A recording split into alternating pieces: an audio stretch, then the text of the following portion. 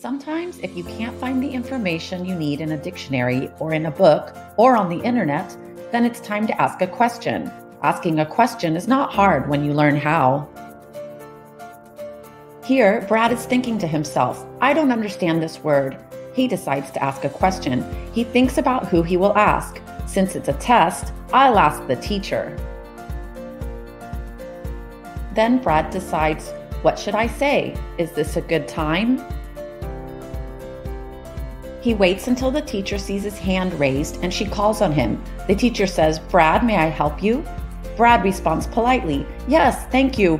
Would you please tell me what this word means? Here, Anne is wondering, would a police officer save a cat stuck in a tree? She decides to ask someone.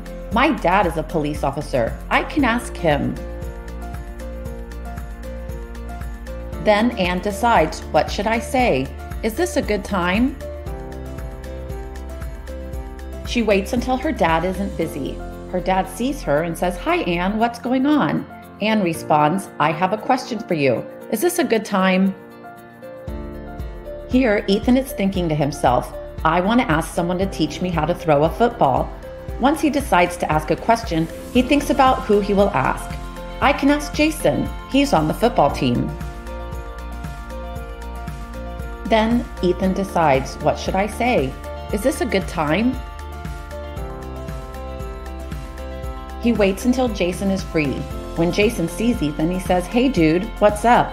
Ethan responds politely, I'd like to learn how to throw a football. Would you teach me?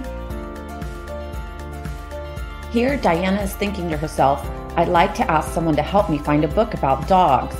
Once she decides to ask a question, she thinks about who she will ask. I can ask the librarian. She's over there. Then Diana decides, what should I say? Is this a good time?